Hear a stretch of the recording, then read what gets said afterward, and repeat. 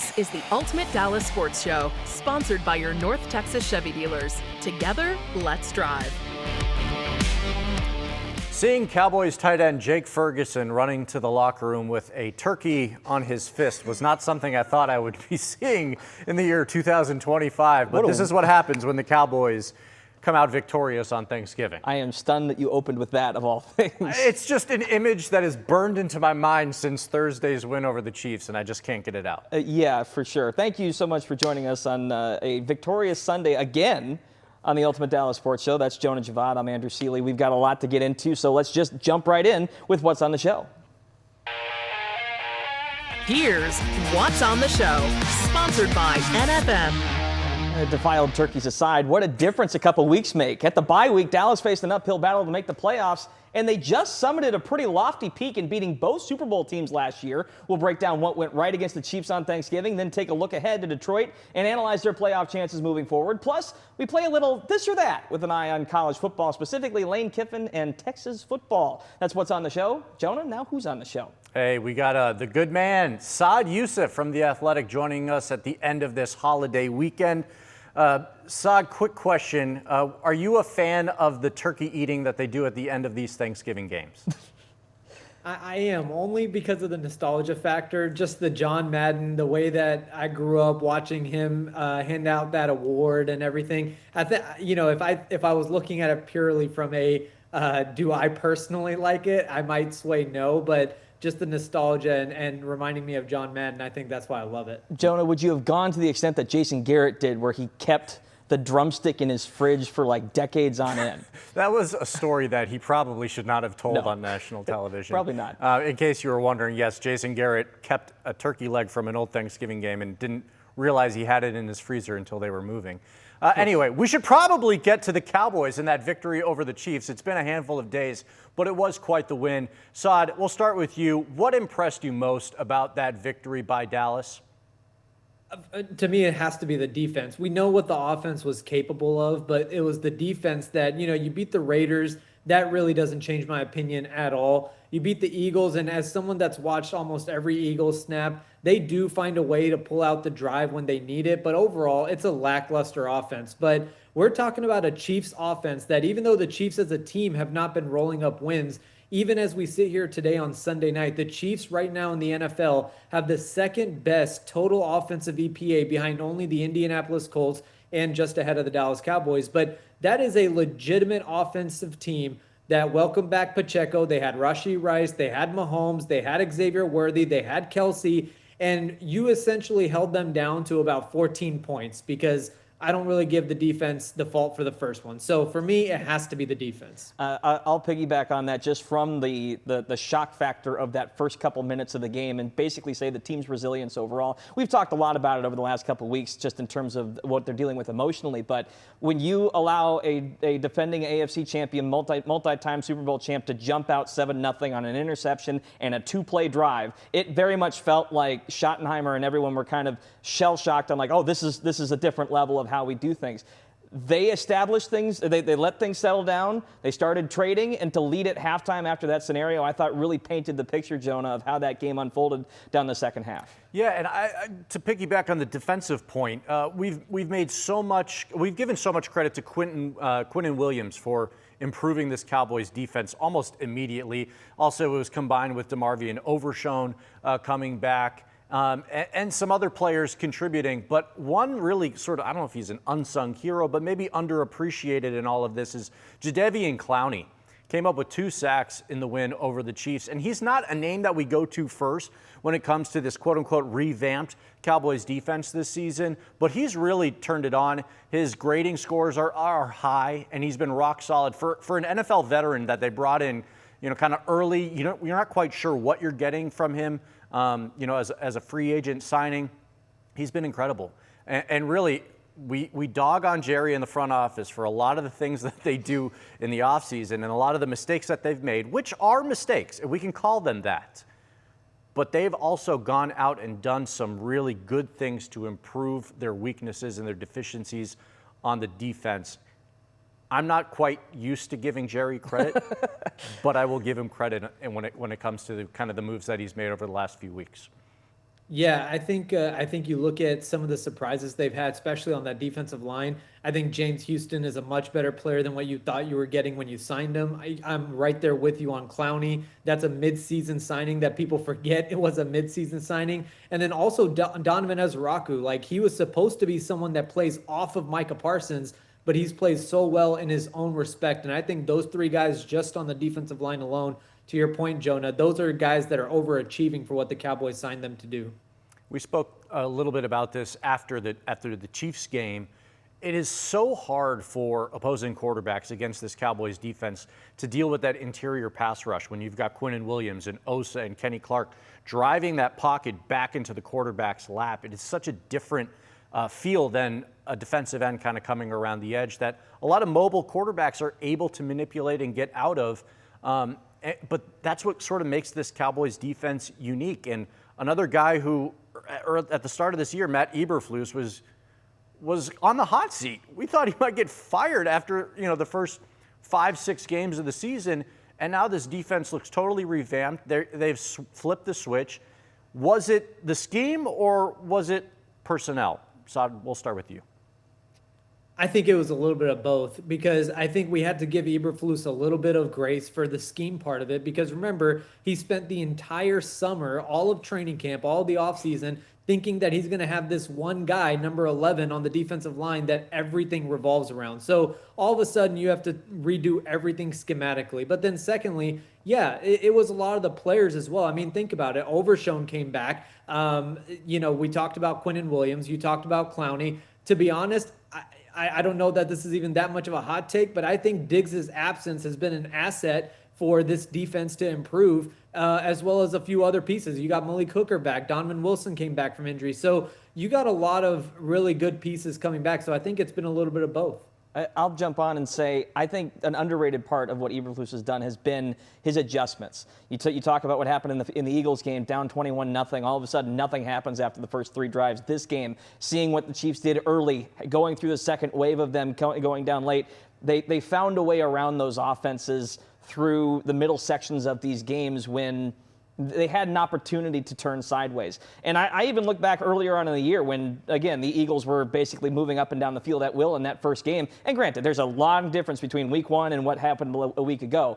But even at those points, you could sit there and say, he's figuring things out. It's up to the guys on the field to deliver. And at least past a certain point, until Quinnen Williams got here, until you had A-plus people up front kind of manning those trenches, you didn't have an opportunity for people to sit back and play coverage or at least play aggressive coverage on these wide receivers or they get open for a 60-yard pass. That's not happening anymore. And I think a lot of that is because of the guys up front. That's why I think a majority of the blame belonged to the personnel.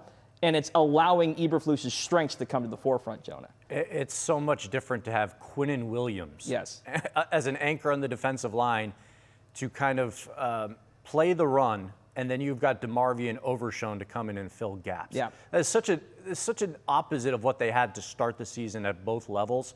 So the run defense has obviously improved dramatically. And if they can stay healthy, this Cowboys defense, I think, is going to flip an entire switch. And it's like we've said on this show, probably – I felt like I was repeating it every week. If the Cowboys defense can just be average, this is a playoff team. Now, I'm not quite sure if they can get there because they're not getting much help in the playoff race.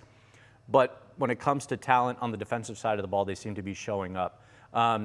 Real quick, before we go to break, Saad, your expectation from the defense against the Lions this week? It's very high expectations. They don't have Sam Laporta. They might not have Amon-Ra St. Brown as far as we know. This is an offense that is wounded for the Lions. They don't have Frank Ragnow, their center, who was supposed to come out of retirement. I expect the Cowboys defense to play to the level that they've established now in the last 2 games. And, the expectations are high. It's something very different from a few weeks ago. The only thing different of these than the last 2 wins the Cowboys have had, this one, they've got to get on the road against Detroit. We'll see if their game can carry to Motor City. We're going to take a short break. Ultimate Dallas Sports Show. We'll be right back. It's funny looking at the Cowboys and their playoff chances kind of boil down to a tie earlier in the year when we all thought it would swing the wrong way. Well, guess what? Now they're kind of on the right side of a lot of these tiebreaker scenarios because they don't got to worry about them. Unless, obviously, Green Bay comes in and they end with the same record, then it could get wonky. But the point being, it's a race to 11 wins, which is what the Cowboys have a max of at this point. And if there's a logjam at 11 wins, they're going to get the favor because of how the records shake out. The question will be, can they get to 11? And the first test, obviously, is Detroit. We thought, again, when the season started, 0-3 during this 3-game stretch was on the table. They could go 3-0 and be the hottest team in the NFL entering the weakest part of their schedule, guys. You think about it like, I think about it like March Madness. Yeah. You want to get hot at the right time, and coming down the stretch is the right time. I do wonder if it's too late. Right, that's the question. It is going to be a flurry to the finish. The Eagles seem to be, within view. Saad, I'm curious, do you think that the Cowboys have a legitimate shot at making the playoffs? What has to happen in your mind? Absolutely. And I think, to what you said, Jonah, I think the division and the wild card are both very much on the table at this point because the Cowboys, more than anything, they have the third or fourth, I believe, easiest schedule remaining in the NFL. Once you get past Detroit, you have a Minnesota team that just got shut out today. And then you have the Chargers who are badly hurt on the offensive line, and then you go Washington, New York Giants. So I think they have a really good chance of actually ending the season on a winning 7 out of 8 or something like that. So for me, it's their schedule that provides the biggest advantage to them. And yeah, they'll need a little bit of help, but I don't think San Francisco is going undefeated. And I certainly don't think the Philadelphia Eagles are going undefeated with the way they're playing. So I think the playoffs are very much in the picture for me. The question boils down to the double-digit wins nature of it, because San Francisco, I believe, just got to 9 today with their win over Cleveland, and they've got, I think, the Titans next week, so they will get to 10. That means that the threshold for Dallas, they can only afford 1 loss on the San Francisco side of the ball. But that's also not counting basically like what happens in this Detroit game, because this, by all accounts, is an elimination game to some degree. Detroit's obviously teetering, but they have the edge on Dallas right now, and they could create a bit of a cushion for themselves as their schedule it gets easier with a game against Minnesota, I believe, still left on their schedule, and Chicago left on a division plate. So while the NFC North still has a lot to shake out, this game coming up here will basically determine which either Detroit or Dallas has the best opportunity to try and break into that last wild card spot. Yeah, and it's a bummer that the Panthers pulled out the victory against the Rams. I mean, I did not see that coming. But then again, I don't know if I saw the Panthers beating the Cowboys earlier this year. Carolina's won some weird games this year against teams that they probably shouldn't have beat. And the Cowboys really could have used that help because the Panthers obviously not that tiebreakers really matter because of the Cowboys' tie, but you would like to move ahead of Carolina in this race, and it's getting tougher. In order to get to where the Cowboys need to go, it's still going to come down to scoring points, and this offense is scoring them in bunches. Putting up 31 on the Chiefs against that defense and the disguises that they show, that was, I think, in my estimation, the most impressive part about that Thanksgiving victory. Saad, the offense specifically, can they be stopped? What is their Achilles heel? Well, we saw them be limited against Denver, and I think the part of the reason why is because you have to just protect Dak. Dak is a pocket passer. He's not somebody that's going to be super mobile. As long as you can keep him clean, they basically can dictate the terms that they want to play on offensively. We saw it was very clear that CeeDee Lamb was coming off of an off game, and they wanted to get him involved. And guess what? They did. And when you cover him, George Pickens is there, Jake Ferguson, Javonte Williams. They get to dictate the terms that they want to play offense at, as long as the one thing is happening and Dak Prescott is staying clean. That's all that matters. That, and at least where the offense is concerned, they don't have to score 40. I think that's what we were asking, is just get them a turnover, get them a chance to get on the right side of the turnover battle, and they'll put points on the board. You saw it in multiple times this year against pristine competition. When the defense put them in a position to succeed, they would take advantage. There is an opportunistic aspect to this offense that I think has gone under the radar most of the year. And again, they scored 31 against the Chiefs. A couple weeks ago, they would have needed to score 39 to get over that hump. The fact that their defense has lowered the bar that the offense needs to clear means you only need George Pickens to show up in the fourth quarter, not an entire game, for the game to be competitive, Jonah.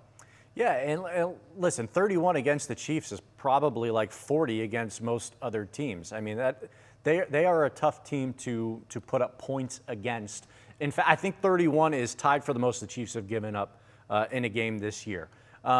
So if you look at it, this Cowboys offense top 5. Again, if the defense can just continue to improve and do what they've done, there's no reason why they can't win out or maybe lose one the rest of the way. It's in my opinion, it's going to shake out based on everybody else, but they can only control what they can control. And at this point, it is win as many games as you can and try to get into it, and hopefully you don't look back at the end of the season and thinking, oh, I wish we beat Carolina, in that one, or maybe Arizona. Maybe we beat Green Bay and it'd be a different story. 1 second on that game, by the way, which could make a huge difference coming down the stretch. Woof.